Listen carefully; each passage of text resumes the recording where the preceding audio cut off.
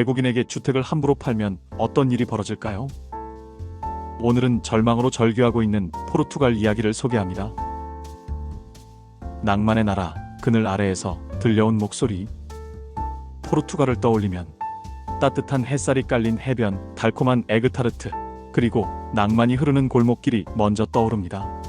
하지만 오늘 우리가 만날 포르투갈은 그 아름다운 풍경 뒤에서 들려오는 조용하지만 절박한 목소리를 품고 있습니다. 당신들의 천국이 우리에게는 지옥입니다. 사람들은 왜 이런 말을 했을까요? 대체 어떤 일이 이곳에서 벌어진 걸까요? 이 이야기는 숫자나 정책보다 사람의 삶에 더 가까운 이야기입니다. 집이 사라진 사람들, 도시에서 밀려나는 사람들, 그리고 나라의 심장과 혈관이 조용히 다른 손으로 넘어가는 과정. 이제 그 이야기를 차분히 천천히 따라가 보겠습니다. 월급보다 비싼 집세, 청년의 방이 사라졌다. 리스본의 일상을 들여다보면 가장 먼저 눈에 들어오는 것은 사라진 집입니다. 포르투갈 직장인이 손에 쥐는 월급은 대략 1,300유로, 우리 돈으로 약 220만 원 정도. 하지만 원룸의 월세는 그보다 비싼 250만 원에서 300만 원. 월급을 그대로 다 모아도 방 한 칸 구하기 어려운 현실. 그래서 20대와 30대의 절반 이상이 여전히 부모님과 함께 삽니다. 독립은 미래의 꿈이 아니라 그저 포기해야 하는 선택이 되었습니다. 그렇다면 집이 정말 부족한 걸까요? 놀랍게도 리스본 아파트의 35%는 비어 있습니다.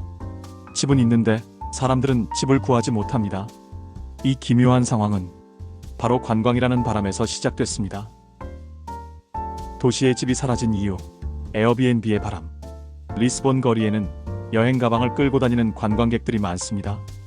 이들은 잠시 머물다 떠나는 사람들이지만 이들의 발걸음이 도시 주택 시장에는 큰 상처를 남겼습니다. 현지인에게 집을 빌려주면 한 달에 1,000유로. 하지만 관광객에게는 단 열흘만 빌려줘도 1,500유로를 벌 수 있습니다. 집주인의 입장에서 선택은 너무도 분명했습니다. 조용히 살던 세입자보다 하룻밤 머물다 가는 여행자 한 명이 더 많은 수익을 가져다 줍니다. 그 순간부터 도시의 많은 집들이 현지인의 일상을 지탱하던 보금자리에서 관광객의 숙소로 바뀌었습니다. 이렇게 비어있는 집들이 늘어나면서 남아있는 집의 값은 하늘로 치솟았습니다. 포르투갈 청년들은 이렇게 말합니다. 리스본은 이제 우리가 살아가는 도시가 아니라 관광객이 소비하는 무대입니다. 50만 유로의 황금 티켓, 골든 비자. 주택 위기를 더욱 키운 것은 포르투갈 정부 스스로가 만든 제도였습니다. IMF 구제금융을 받았던 2011년 정부는 외화를 끌어오기 위해 이른바 골든 비자를 도입합니다. 50만 유로, 약 7억 원의 부동산을 구매하면 포르투갈 거주권과 EU 27개국을 자유롭게 오갈 수 있는 권리를 주겠다는 제도였죠.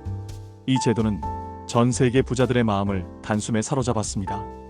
그렇게 10년 동안 무려 73억 유로, 한국 돈으로 약 10조 원이 포르투갈로 흘러들어옵니다. 하지만 문제는 그 돈이 대부분 집을 사는 데 쓰였다는 점입니다. 살려고 산 집이 아니라 오르기를 기다리며 비워두는 집, 투자를 위해, 신분을 위해 구매한 집. 밤이 되면 불이 켜지지 않는 지역을 포르투갈 사람들은 유령 아파트라고 부릅니다. 이제 도시는 현지인이 아닌 외국 자본을 위해 숨쉬는 듯한 모습이 되었습니다. 같은 도시, 다른 세계, 외국인을 위한 도시가 되다. 골든 비자와 함께 또 다른 변화가 찾아왔습니다. 포르투갈은 외국인에게만 특별한 세금 혜택을 주기 시작했습니다.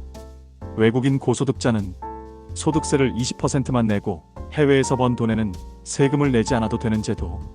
반면 포르투갈 시민들은 최고 48%의 세금을 냅니다. 월급이 낮은 사람일수록 이 차이는 더욱 크게 느껴졌습니다. 도시는 같은데 그 안에서 살아가는 사람들은 전혀 다른 게임을 하고 있었습니다. 사람들은 말합니다. 우리는 이 나라에서 외국인 부자와 같은 출발선에서 경쟁할 수 없다.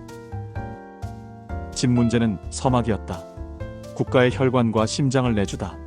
포르투갈의 위기는 집값에서 끝나지 않았습니다. 사람들이 모르는 사이 눈에 보이지 않는 곳에서 더 깊은 문제가 일어나고 있었습니다. 그것은 바로 국가기관 산업의 매각이었습니다. 구제금융의 대가로 포르투갈은 핵심 공기업들을 하나둘씩 시장에 내놓습니다. 그 결과 포르투갈의 혈관과 심장 같은 산업들이 외국 자본, 특히 중국 국영기업의 손에 들어가기 시작했습니다. 에너지, 한 나라의 혈관, 전력망을 운영하는 회사 REN.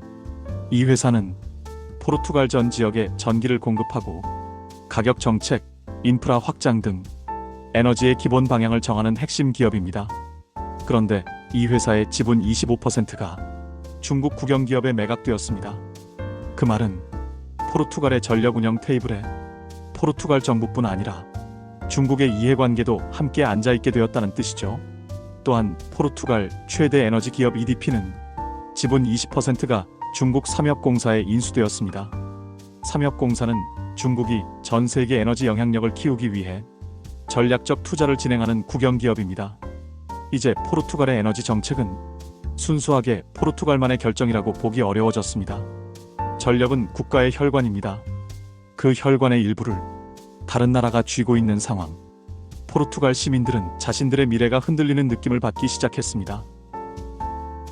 금융, 국가의 심장이 외국의 손에 놓이다. 에너지가 혈관이라면 금융은 한 나라의 심장입니다. 포르투갈 최대 보험사 피델리다드는 지분 80%가 중국 기업에 인수되었습니다. 이 보험사는 재난, 의료, 생명, 주택 등 국가의 위험관리 체계를 담당하는 회사입니다. 국가의 안전망이 외국 자본의 판단에 영향을 받게 된 것입니다.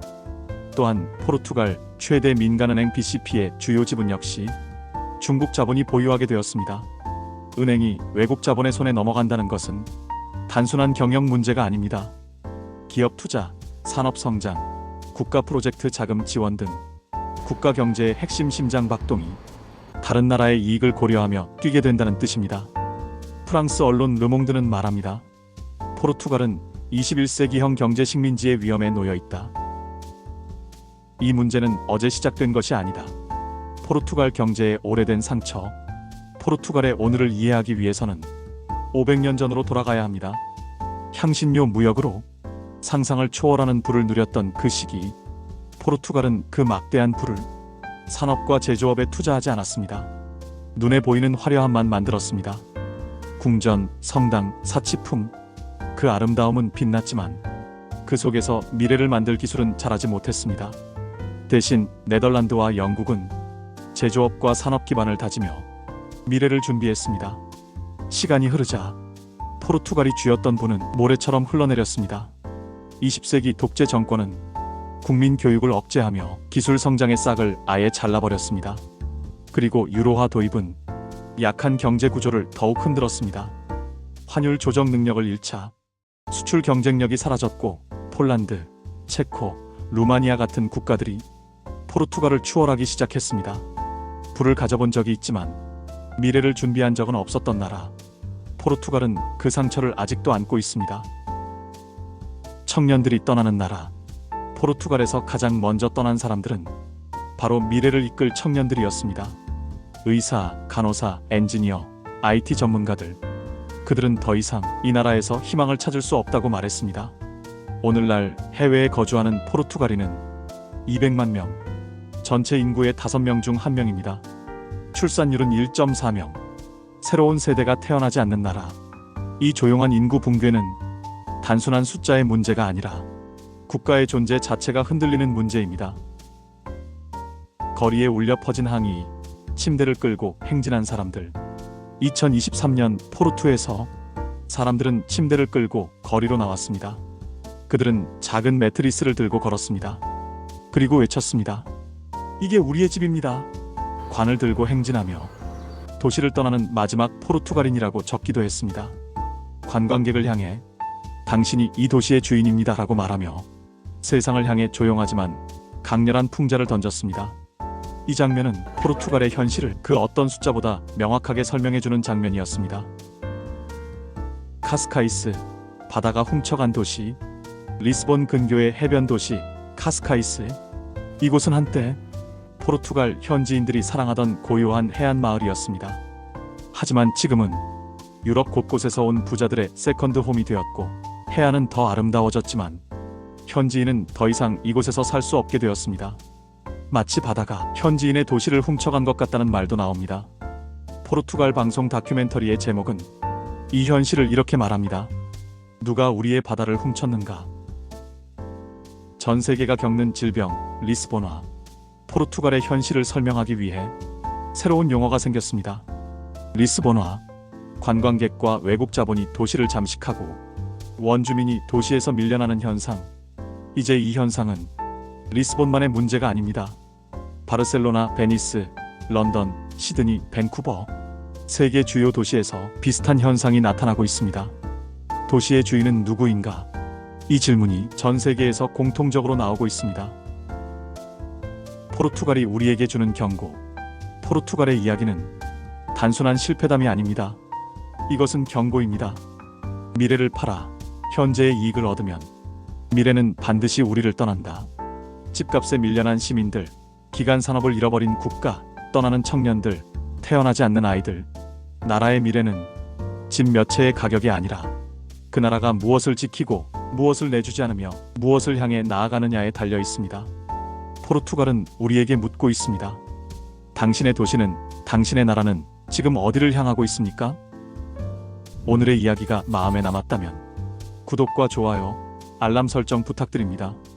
여러분의 의견은 다음 이야기를 만들어가는데 큰 힘이 됩니다. 감사합니다.